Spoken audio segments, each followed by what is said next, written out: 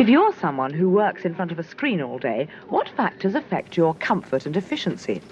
The results of independent research into this question have begun to influence the makers of office furniture, like the American company Westinghouse. Very commonsensical, a lot of this. Tom Rosewall of Westinghouse explained the most important point about comfort is that you should be in control. First, you should be able to adjust the height and the angles of the various parts of your seat, preferably without having to get up.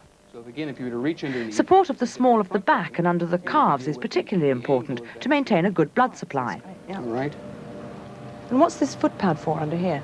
To elevate your feet. Yeah. Again, to try to get best blood circulation, you ideally want your knees just slightly higher than your bum. Right, I'm sitting comfortably, so what next?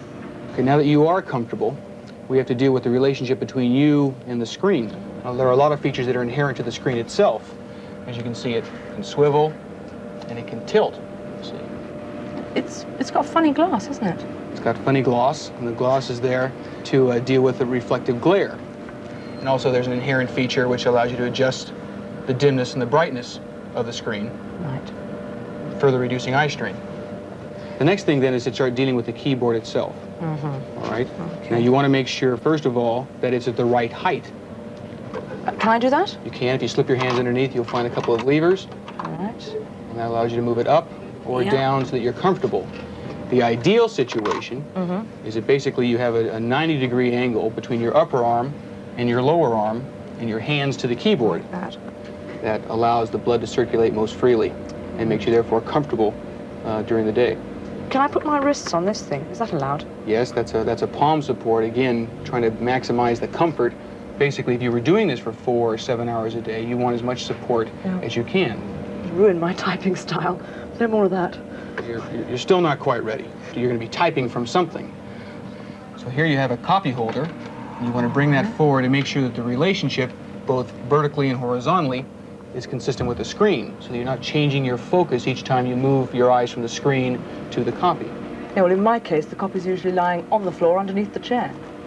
Well, this setup is obviously excellent for someone working with the computer 7 or 8 hours a day, but what can you offer the casual computer user? Well, for the occasional user, you can bring the screen into use when you actually need it, and through this mechanism, the same with the keyboard tray. That's very neat, isn't it? Do you know what? I'm definitely executive material. I couldn't agree more. Thank you very much, Tom. Well, those are some of the things that you and your employers can do to improve life with computers. But until there's new technology available, we are stuck with VDU screens. And the screens themselves contain certain characteristics which may or may not be responsible for some ailments. Our current thinking is that radiation is not a hazard, but some other things may be. For instance, there's ionization of the air around the screen. Some experts think that this ionization can actually drain your energy.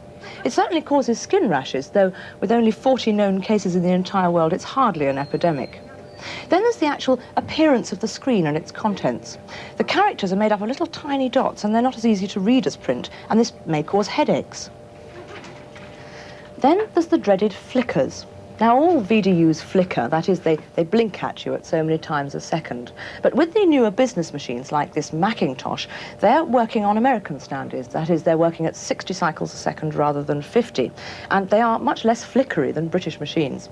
Well, I can't see any flicker on this screen at all, but our cameras can detect it. So you'll be able to see the flicker at home, and my brain is probably registering it, and my brain is probably quite irritated by it, even though I don't know it. Now, what the long-term effects of all this is going to be, nobody really knows. Maybe the answer lies in the further refinement of liquid crystal displays like this one, which is really pretty crude at the moment.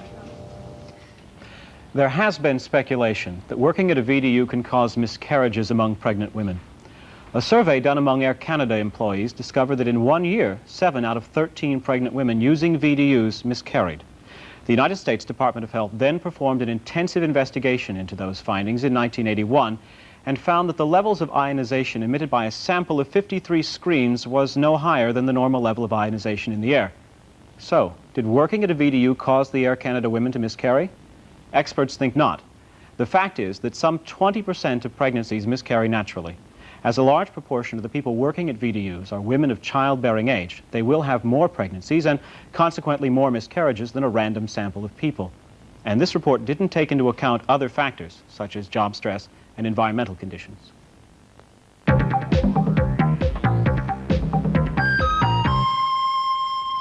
Well, the whole purpose of a portable computer is to be able to use it out of the standard office environment. Here's the husky from the bottom of the aquarium, and it's really none the worse for its dousing. I wonder what Archimedes would have discovered if he'd had one of these in his bath with him. Fred, what have you been looking at? Well, of course, portable simply means you can carry it about, and that means anything, really. But basically, there's three kinds. There's the transportable, like this mighty great Philips over here. Now, this is really a desktop micro in a more convenient package. It's got disk drives, it's got traditional VDU, and, of course, a keyboard. That's at the big end. At the other end of the scale, you've got this, which is a pocket micro, from Sharp. It's really just a clever calculator, very limited memory, and you need a trained stick insect to work the keyboard for you. But I think what most people think of as a portable is a lap-held, rather like this one here from Epson. I met the president of Epson some time ago, and he defined a portable computer as a computer that a child of 10 can carry for 1 hour in one hand, and it will last 10 hours on its built-in batteries. Well, they've certainly done it. I mean, this is very, very light. Nonetheless, it's quite sturdy. It'll take a few knocks, which it would have to, of course. But it's also got a very, very nice keyboard, none of your ZX81 tat here.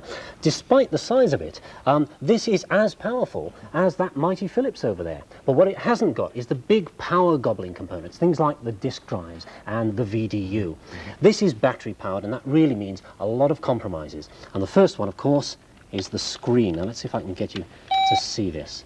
Something should come up. Let's just see if I can angle it. The problem with the liquid crystal display screen, which this is that it needs a lot of fiddling. Ah, there, we can just see something. This is the same sort of screen that you get, or same sort of display as on a digital watch. The problem is it doesn't emit light, it reflects it, and that means that you've got to play with the angle, you've got to play with the contrast to get it just right. I noticed when you switched on immediately something came up. Ah, yes, now we're on to storage. Well, I suppose everybody knows the problem of playing, say, a game on a home micro and somebody comes and pulls out the plug, everything disappears, you've got to reload. Well, that would be disastrous on a portable micro. So, what they've done is they've used a form of storage called CMOS, which is traditional chip, but a very low power version. And that means it can be backed up, all the data can be maintained by a tiny trickle of battery power. That's the main form of storage here, but this one has also got a nice little system here, a micro cassette, rather like the sort in dictaphones. I suppose you could have a disk drive alongside and connect it in and then record it on that little cassette and use that when you're travelling about. Yes, indeed. But as you see, it's all a matter of compromise. What about the screen? It still looks fairly small, though bigger than one I'm used to. Yes, well, this will soon become a thing of the past because the screens that are being produced now are this sort of size. Now, believe it or not, that is quite a substantial advance because although that's about 3 times the size, it's more than 3 times the complexity to make it. It's really a mammoth integrated circuit. And does it cost 3 times as much? No, it doesn't. It only costs about 30% more. Now they've cracked the technology. But of course, if is that as big as they're going to go? No. I imagine that soon they will get to be this size. Now you wonder, you're going to ask me, how have they got something that size when at the moment they're only producing them that size? What they've done here, Data General have cheated. They've got 4 separate screens here, each with its own controlling circuitry, and it works rather well. Also, of course, it doesn't reflect, it hasn't got glass in front, it's got a sort of polythene, so it cuts down on that reflection problem I was talking about. Is that as good as we're going to see? Well, if you really want the Rolls Royce of the display, I think this is the one. Now, you probably can't see too much difference under studio conditions, but believe you me, at home, that is very readable. This is neither a VDU screen, nor is it a liquid crystal display. This is a thing called an electroluminescent display. It's a network of a grid of very fine wires, and at the intersection, either they can light up, or they don't. And so you either get a pixel lit or not. Lovely display, beautiful. Are you going to see these on all the other computers? I doubt it. They're very expensive. This micro, for example, would set you back about £7,000 or £8,000. Oh, that's a lot, yes. What else? How long does it last on batteries, this one? Well, the Grid have decided they're not going to play according to Epson's rules. They say, and in some ways they're quite right, how often do you need to compute on the top of a bus or in a taxi? No, when you really need your computer, it's at the office meeting or when you get to the hotel room. So they've opted for something which is mains powered. Actually, when we're looking at this, it's no flicker whatsoever. But when you see it on a television screen, you're actually seeing it flickering. Yes. And that's because this is a 60-cycle machine and we're operating at 50-cycle. But in fact, it's a very stable one here. And yes, indeed, it's very easy to work with. So it's expensive, it uses a lot of battery. You know, What about storage in this machine? Well, it's got a funny sort of storage called bubble memory. This is to overcome that problem of unplugging and losing all your data. Bubble memory is a sort of non-volatile memory. It's actually magnetic rather than electrical. And it's got about 380k of that. It's got 512k of RAM. It's got 512k of ROM. So we're getting close to 1.5 meg altogether. That's really quite a lot. Any discs on it? No discs, because the bubble memory does much the same thing. But if you want discs, I can offer you discs here on the Data General. There you are, 2 drives, and they're 3.5 inch, which are the up-and-coming system. They're, you know, nice and sturdy. Still not compatible with my IBM PC, so I couldn't use the 5.25 inch disc from that. No, well, you're asking a lot, Mac. You could use IBM compatible stuff on that, but if you want 5.25, that brings us over here to the Osborne. Now this has got 5.25. There they are. And it does run IBM stuff. It's got WordStar in it at the moment. But of course, discs that size, a drive that size, is demanding a lot of the batteries. It means they've got very heavy batteries and a very heavy disk drive. I thought Osborne had gone bust some time ago. They did, if you remember, about, 3 years ago. Osborne actually kicked off the whole handheld or portable revolution, and they paid the price of being first in the field. As Adam Osborne said at the time, if you're at the cutting edge of technology, you're likely to get yourself impaled. But they've come back with a lovely machine, and it's called the Encore, which I think is quite appropriate. That's nice. I use my little portable for electronic mail and for typing letters in and for throwing a few ideas into it, and that's about it. What are other people using them for? Well, all kinds of people are using them. You've got anything from an astronaut to a welder, would you believe? I've got a little machine back here, which is sort of customized machine. Oh, here it is. It's called the Husky Hunter, and this one is being used by social workers. It was commissioned by the GRC for social workers to go around and see if claimants are actually getting as much as they've got coming to them. For example, here's a question: is the claimant blind with eyesight so poor they cannot perform essential tasks? Let's say no, and it will go through and it will tell you exactly what sort of benefit you should be claiming. That's a very nice idea for for use for a micro. So inbuilt expert system almost. That's right, that's right. And there are lots of different versions of that same machine, the Husky. Some for the army or for welders, all kinds of things. Over here we've got a nice thing. That's the Liberator, which has been made by Thorn EMI. The Home Office commissioned an idiot-proof word processor. And this is what Thorn EMI have come up with. It's a very easy to use machine. I played around with that the other day and got on with it. It's certainly quite small. So about £700. £700. So what we're looking for is a big screen, lots of memory. We want it to last 10 hours on its batteries. We want to have discs on it. We need built-in telecommunications. Ooh. Perhaps a built-in printer. One of them actually has a built-in printer. Yes, that's right. Actually, you're asking a lot. I think really what one is looking for is what suits you at the moment, and if that's the case, well, the notes are worth looking at for this month. I'm always saying look at the notes, but please do this month. Also, these 2 magazines, Which Computer has got a review this week, and Portable Computing, lots of information there on different machines. I suppose that finally one should say it also should operate underwater. Underwater, yes. That is asking a lot. Well, thank you very much, Fred.